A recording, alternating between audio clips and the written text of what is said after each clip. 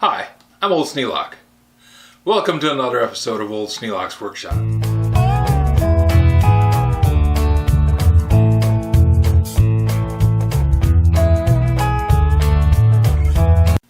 This is part 2 of clamps. You can never have too many. The first one was mostly about the timeline, what led me into the idea of having clamps.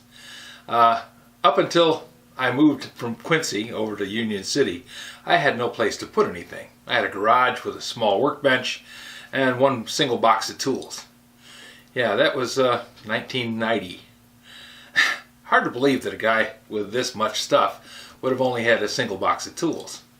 Well, I worked every day with tools. I had tool boxes at work. I had tool boxes that I lived out of. And having them at home just didn't appeal as much. Now I had a few. I had handsaw, saber saw. Didn't have a handsaw, I had a saber saw. And I had a sawzall and a few other tools, but nothing like what I've got now. And I really didn't have very many clamps at all. So that's how I got started. After I got going, when I got to this house, the timeline kind of crunched up because I started just going every day looking for tools. It's what I was doing. I would stop on the way home from work, I would go out on the weekend, I would go everywhere just looking for tools because I got hooked, got fascinated with them. So now that we're at this house, I'll talk a little bit about some of them that I gathered since I've been here. This one is just a spring clamp that came in a box of junk. Nothing fancy, but they're kind of handy. They don't have a lot of grip, but most of the time you're just trying to glue something together. You don't need to have 100 tons of pressure on it. Now this one's got a serious amount of pressure to it. And it was marked $1, but I'll bet you I didn't pay $1 for it. More than likely this is a quarter at some garage sale. This is a Stanley, and I have 4 of these. It's actually a match set. It's a Stanley number 43-162P. Quite nice. Vinyl coated jaws, little grips on them. Fair amount of pressure.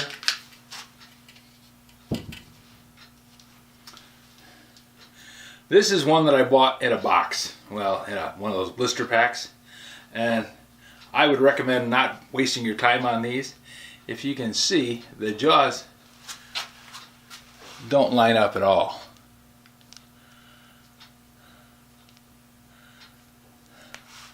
They're hardly worth the trouble. Now they're fiber reinforced plastic, which makes them a little better than total junk, but they don't hold up. When you have them clipped to anything, they tend to twist. And since they came with the small ones, they also came with the big ones. And the big ones are a little better. They don't twist as much.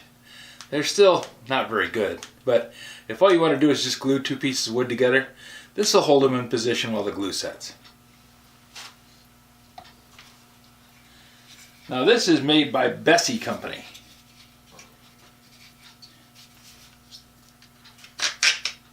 And it has a feature where you can adjust it. Nice idea. Very seldom do I use these. They're awkward. And this adjustment sounds like a good idea, but it just means that you've got an extra thing to fiddle with while you're trying to clamp it onto something. It's no longer a one-hand clamp.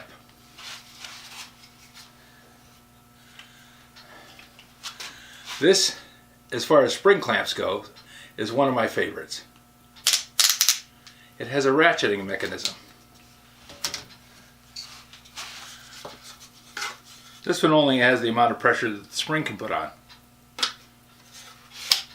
Comes right off. This one, when I bear down on it, and that last little click hits, it doesn't come off. stays on there because this ratcheting mechanism lets me spring the frame, and then it latches that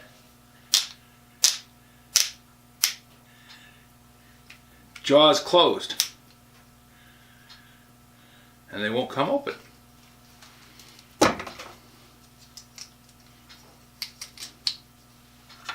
This little Irwin is the same way.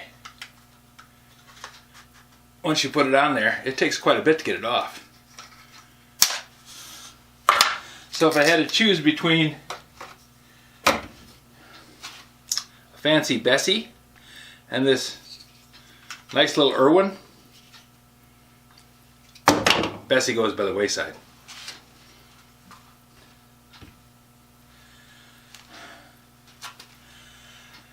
Then here's my favorite spring clamp, one I used a great deal. When I lived over in Union City, I built a dollhouse. Lydia wanted a dollhouse for a long time, and I got her a dollhouse, I believe it was for Christmas.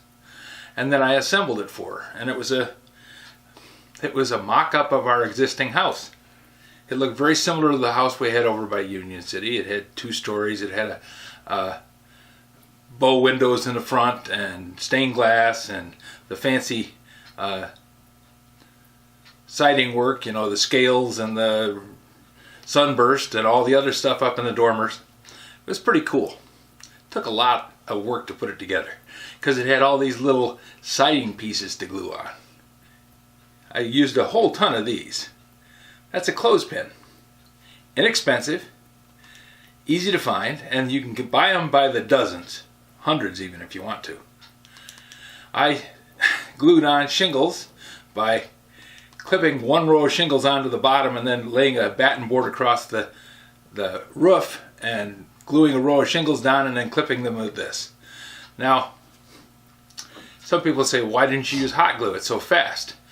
My dad built one out of a kit very similar to that about 10 years before I made mine. And he used a hot melt glue gun. Now, Dad was very careful and did the best he could, but there were little fine spiderweb hairs of hot glue all over that. Because every time you let go of the thing, a little bit of it would pull out, and it was like gossamer.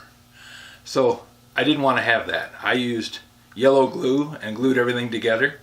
When we moved, we sold the dollhouse, and kind of regret that, but we don't have any room for it here. And it was a beautiful house. We painted it. We put furniture in it to match the house that we had. It was really a cool little thing. But the thing I remember the most about it is discovering that clothespins, really great clamps.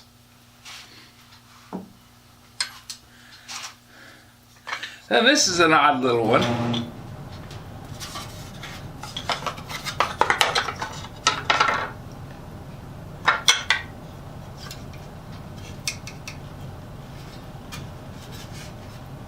I don't know if this was designed to be a clamp like that. It just looks like it's part of a fixture somehow. But what it uses is just a cam action clamping mechanism. This cam opens a gap between the bar and that jaw, which is coated with cork, and you just adjust it down to the size that you want.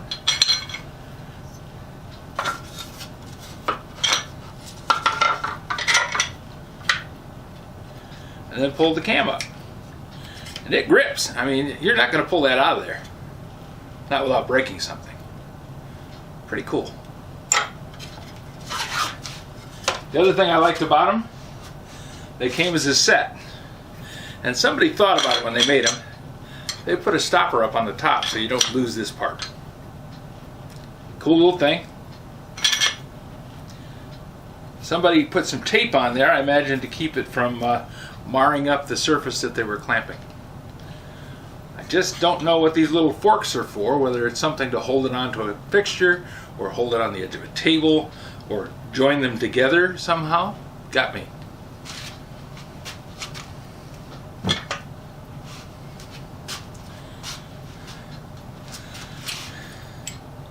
Now you're going to look at this one and say, oh God, that's no good. That's one of those cheap Harbor Freight clamps. Yes, it is.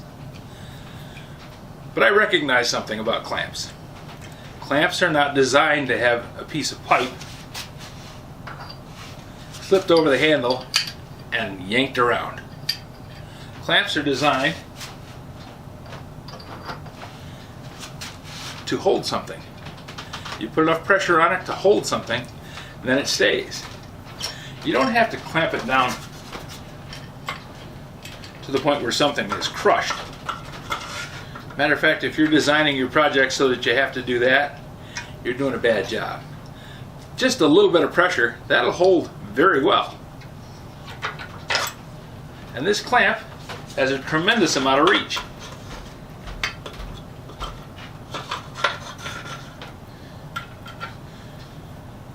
You can go back in that far. That's kind of nice if you're laminating two pieces of plywood together. You can get out there in the middle and pinch that together too, so you don't end up with air gaps in the middle of it.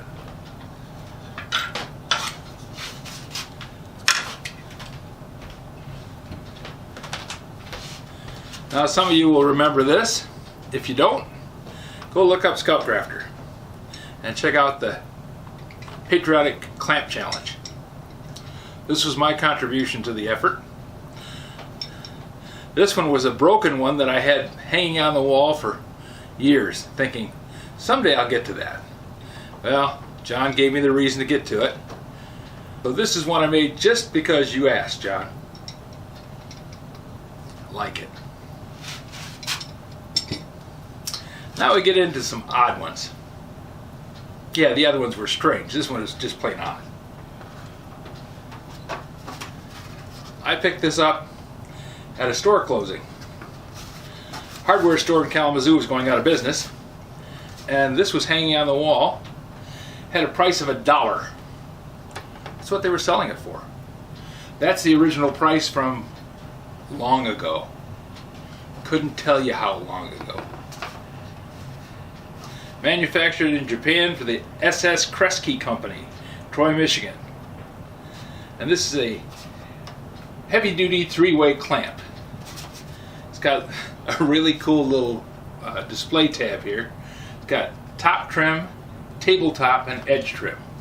This is designed to let you put top trim, edge trim along the edge of a table. Neat little thing. I haven't got a need for it. I've never taken it off the card. I'll probably leave it on the card. Some things came home just because, well, come on, $5. Would you pay $5 for a pipe clamp? I would. I was at a consignment store a while back, and they had pipe clamps standing in the corner, $27 a piece. Yep, they were standing about this tall, 3 foot of pipe, and had both clamp ends on it, rusty as the dickens, looked like they'd been through hell, but they went at $27 because they were antique.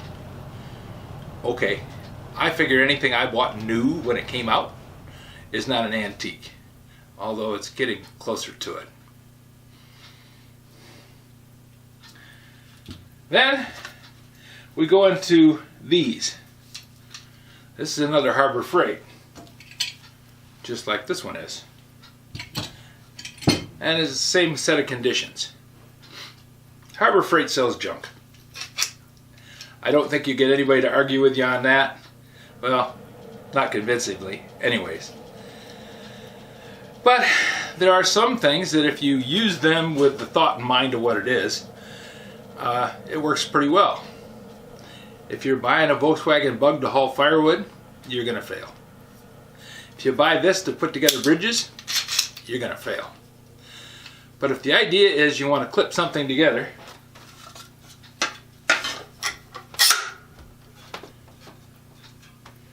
and hold it, this is going to do quite well. It grips on and stays on, no problem. You cannot go crazy with it. You can't just tighten that down with a pair of pliers. You're going to break it. You're going to bend the beam.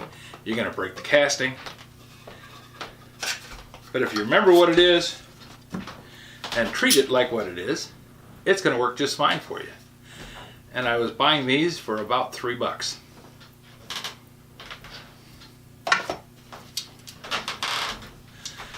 Every time I walked into Harbor Freight, I had a 20% off coupon on me, because if you bought something, you got something free. And most of the time, I'd go in there, I didn't need anything, but I like these clamps. And having a long bar clamp like this is handy. So I bought one of these and decided I wasn't going to buy another one because I don't use it that often. And pipe clamps are just plentiful over in the pipe clamp rack, so I didn't really need any more of them. But it was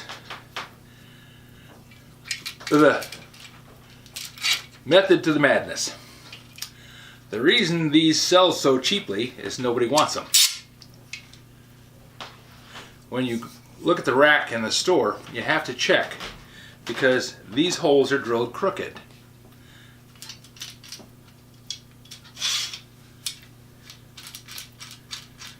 You want to have this line up with the pad when it's all the way threaded out. And it should sit like that. It shouldn't be cockeyed. If you do a little bit of quality control on your own and sort out the stuff on the rack and buy the good ones and leave the bad ones there, there's always somebody going to buy them. And if there isn't anybody to buy them, they're going to go in the dumpster out back. You can buy Harbor Freight. You just don't want to expect to get Lee Nielsen out of it. Now going back to the odd little things. This is Clamp Champs, self-adhesive pads for clamps. Now I got this just because it said clamp, and I thought it was kind of a neat idea. What it is, it's a little punch-out card with a self-adhesive side on it that you can put it on the pads of your clamps to prevent them from damaging whatever you're clamping. I have not used them. I just have the display card because Clamp Champs. Neat idea.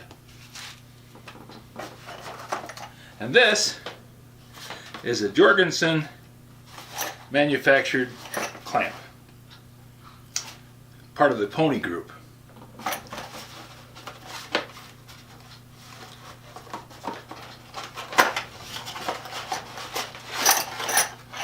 What it is a ratchet strap and 4 little clips.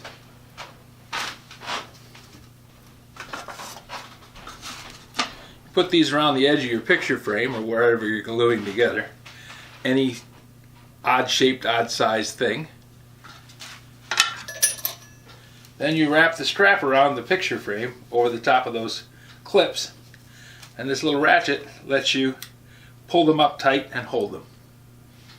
So, is it a great clamp? Well, for what it sure is. It works quite well. Do I use it a lot? Can't say I've ever used it. But if I ever need to, there it is. Now the last one of the odd clamp group, well, there may be some other ones coming along, but this one I think qualifies as an odd clamp. Anybody know what this is?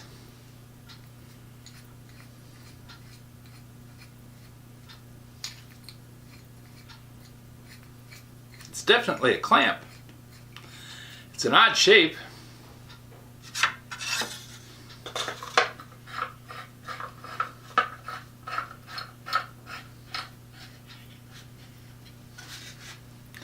Clamps onto a board quite well. It's made out of cast iron. It's galvanized. It's got a 5/16 18 thread on the end here, and a unique kind of handle on it. No name that I can discern.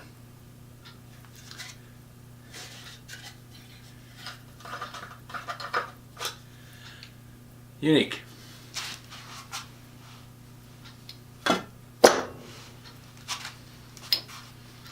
So let me know in the comments if you know what this thing is. I'd be interested to know myself.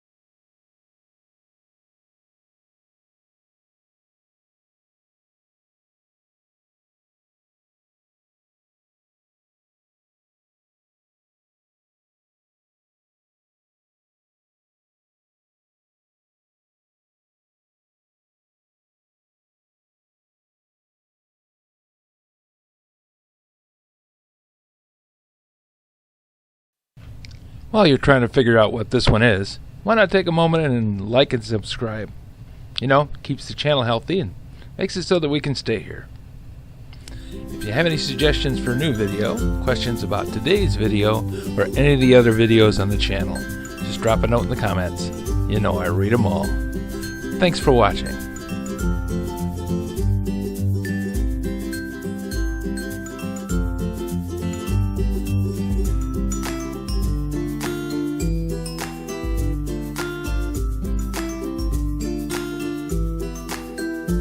This video is not to be viewed by anyone under the age of 13 in the US or 16 in the European Union, without the express written permission of the parents or legal guardians of the underage person. Such written permission must be on file at the local government entity in charge of enforcing the rules and regulations established by the FTC.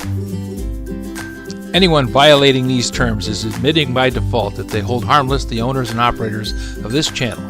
Any and all questions should be addressed to your local branch of the FTC.